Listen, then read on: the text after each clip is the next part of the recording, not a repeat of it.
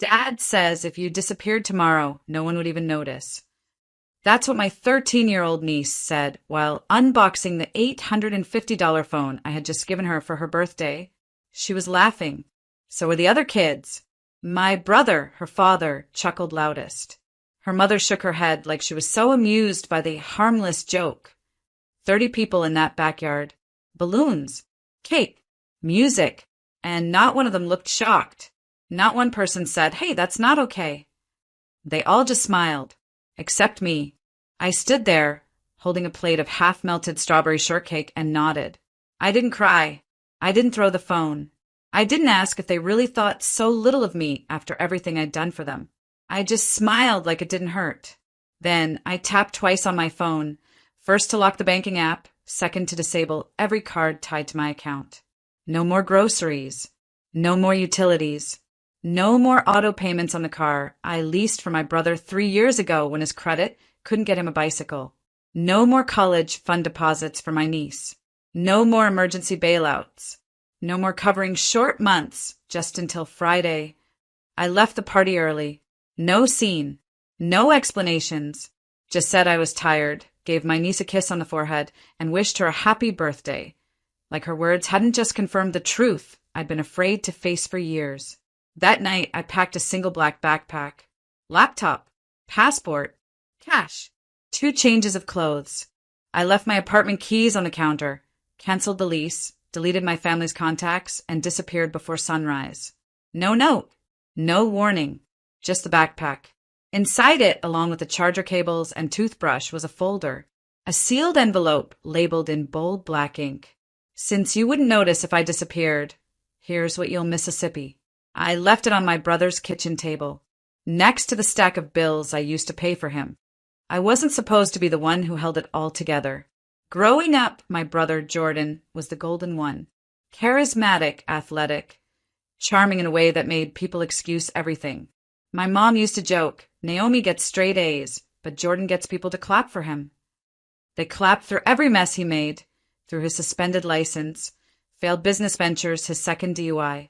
Meanwhile, I got a pat on the head and a reminder to be responsible whenever I asked for help with college forms or rent during grad school. Still, I didn't push back.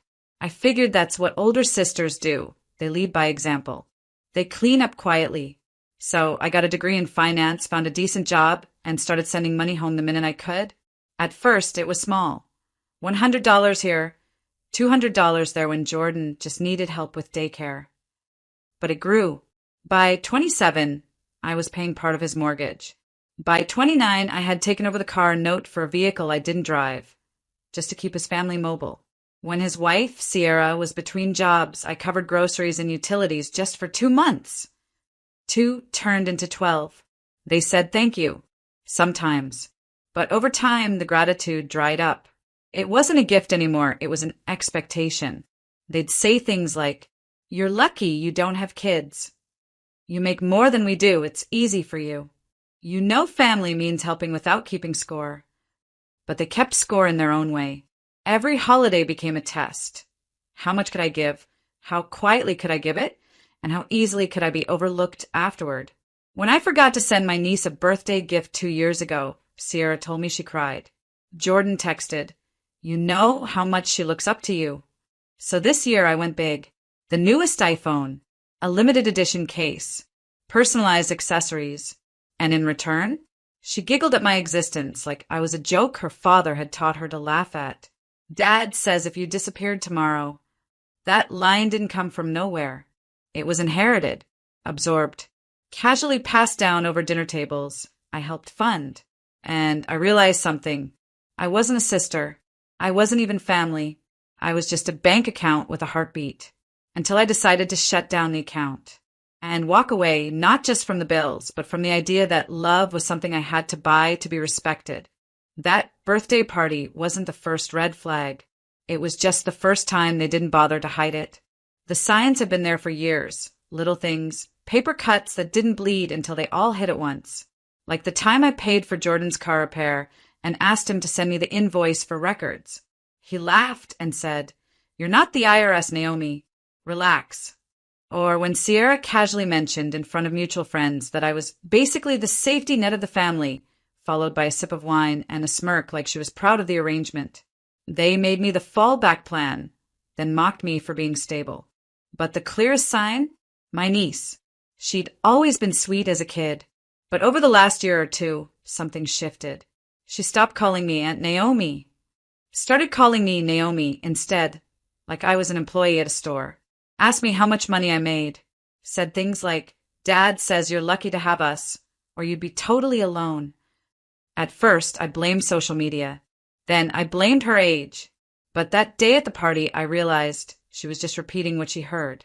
She didn't come up with that on her own. She was mimicking the script her parents gave her. Jordan had built this narrative that I was bitter, that I was lonely, that I had no life outside of helping them. And the worst part, I had proven him right for a long time. Because I didn't set boundaries. Because I said yes to things that felt like no. Because I gave them everything, and they never thought I'd take anything back. Even my mom, before she passed, once said, "You can't expect people to thank you forever for doing the right thing." She meant it as wisdom, but it felt like a warning. Because what's the right thing when the people you're sacrificing for are teaching their child to laugh at your existence? And that's when it hit me. This wasn't just carelessness. It was contempt with a smile. They didn't forget I mattered. They actively decided I didn't. And once you realize you've been downgraded from person to provider, there's no unseeing it. So I made peace with what I had to do.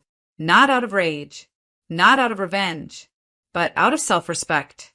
Because if they could teach a child that my disappearance wouldn't matter, then I'd show them what my absence really looked like. When I left that party, I didn't cry. I didn't scream. I didn't even drive home angry. I just rolled the windows down and let the wind wash over me like water on old paint. By the time I got back to my apartment, the plan had already begun forming. I didn't want drama. I wanted distance. Permanent, untouchable distance. First, I logged into every banking and payment system I'd ever used to support them. My name was everywhere. Utility bills, emergency funds, shared family apps. I disconnected all of it. I froze the credit card Jordan used for gas emergencies. I closed the joint account I'd opened to help manage my niece's future college fund. It had been sitting empty for months. They hadn't contributed a single dollar. Then I checked the lease on my apartment. Month to month. Easy. I found a short-term sublet 3 cities away. No questions asked, fully furnished. Paid the first 3 months up front in cash. Next, I clear my digital footprint. New email, new number, password resets on everything. I logged out of all shared Netflix, Spotify, and Hulu accounts they still used under my name. And I changed those passwords too, not out of pettiness, out of precision. Because if I was going to disappear, I was going to do it completely. I backed up what I needed, cleared out my personal storage unit, dropped off 2 boxes at a donation center, and sold off what I didn't want to carry. What I kept fit into one bag. Black backpack. Simple. Durable. Mine. Inside, I placed a few essentials. My passport. My laptop. A USB drive with all my financial records. 2 sets of clothes. A picture of my mother, taken before she got sick, smiling, arms around me at a park when I was 8. And 1 folder. Inside it, a single document titled, "Everything I paid for, so you don't have to wonder." It listed every major payment I'd ever made for my brother and his family. Dates, amounts, categories. I wasn't trying to shame them. I was just making it real. Because people like them never think the person holding them up will actually let go. They think the guilt will keep you around. But guilt is a leash, and I had just slipped out of mine. That night, before I left town, I dropped the backpack off at Jordan's house. Quietly. No knock. No text. Just placed it on the kitchen table, using the spare key I was never supposed to keep. I knew they'd find it, and when they opened it, they'd finally understand what it meant to joke about someone's disappearance, and then feel it. The morning after I vanished, I turned off my phone and left it in a drawer. It buzzed 22 times in the first hour. Jordan, Sierra, a few cousins, even my niece. I didn't answer a single one. Instead, I sat on a balcony 3 cities away, wrapped in a sweater, sipping black coffee I didn't have to share. I stared at a street I didn't recognize, full of people who didn't know me, and felt something strange settle in my chest. Relief. Not because they were finally calling, but because I no longer had to care. The silence I gave them wasn't punishment, it was education. And apparently the first lesson hit hard. According to a mutual friend who didn't know I'd left on purpose, Jordan showed up at my apartment the next day, banging on the door, shouting my name. He called the leasing office. They told him I'd moved out. No forwarding address. No contact info. He looked stunned, apparently. Said it wasn't like me. The next day, he opened the backpack. My friend said Sierra called her crying. Not because I was gone, but because the college fund was real and now closed. Then came the dominoes. Their utility bills bounced. The car payment was rejected. The phone lines went unpaid. Even the Hulu subscription cut out mid-show. It wasn't rage that followed. It was desperation dressed as concern. Voicemails rolled in like waves. Naomi, this isn't funny. Where are you? I know things got tense, but you can't just disappear. You didn't even say goodbye to your niece. We're family. They only remembered I was family after I stopped behaving like a servant. They only noticed I was gone after the flow of benefits dried up. My niece messaged me, too. A shaky apology. I didn't mean what I said. I was just repeating what Dad said. I'm sorry. Please come back. I felt a pang, a sharp, unexpected one, but I let it pass because I knew it wasn't her fault. She was just born into their script, and I'd lived in that script for too long, so I stayed gone. I built routines, bought groceries for one, found a new therapist, started writing again, opened a savings account that had only my name on it, learned how it felt to buy something without calculating who else I had to take care of first. And every day I didn't hear from them, I healed a little more. Eventually, the messages stopped. No apology, no real remorse, just a silence that used to terrify me and now freed me. I didn't need closure. I didn't need payback, because they finally understood the one thing they never respected before. What I gave them had value, and now it was gone. The collapse didn't happen all at once. It came in layers, cracks widening slowly, like a house built on sand after the waters pulled away. A month after I disappeared, Jordan and Sierra showed up to a family gathering without gifts, without smiles, and, according to my cousin Maya, without pride. People asked where I was. They said I was going through something. Maya told me later that Sierra tried to laugh it off. She's just emotional. You know Naomi, always sensitive. But when someone asked, didn't she pay for your car? Sierra's smile faltered. They didn't know what to say when people stopped laughing, because I wasn't there to make it easy anymore. Then came the job drama. Jordan lost a freelance contract after his credit score tanked for missed payments on the car I'd stopped covering. The car itself was repossessed one morning while he was inside a gas station. A friend caught the whole thing on video, him running out, coffee in hand, yelling at the tow truck. It made it to a local meme page with the caption, "When your family backup vanishes mid-fantasy." Sierra had to move back in with her sister when their rent jumped and they couldn't cover it. They sold the expensive gadgets. The iPhone I bought for my niece? Gone. The little luxuries they used to justify while I was paying the essentials?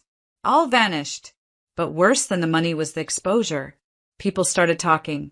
Because when the resource leaves, so does the illusion. Jordan had always painted himself as the big brother who held the family together. But people started seeing the truth. He was leaning on someone he disrespected. At church, people asked where Naomi was. At school, my niece had to explain why they moved again. The golden house of cards image my family had curated, stable, put together, blessed, it crumbled. And the black backpack? They never mentioned it again. But I know they read every word inside that envelope. Because when Maya went over to help Sierra pack, she saw it sitting in the closet. Untouched, preserved like it still held a chance to be undone. But it couldn't be, because that backpack didn't just contain a list. It contained a boundary, the first one I ever enforced. And like most firsts, it changed everything. People think walking away means you're running from something. But I wasn't running. I was finally walking toward something. Toward myself. I spent the first few weeks in silence, reading, journaling, sleeping without alarms, and eating food that didn't come from a takeout bag someone else charged to my account. It was strange at first hearing no one call my name, no one asking for anything, no guilt hovering over every breath I took.